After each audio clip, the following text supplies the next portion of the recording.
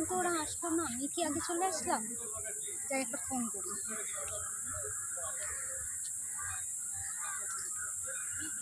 Hello, হ্যাঁ বল।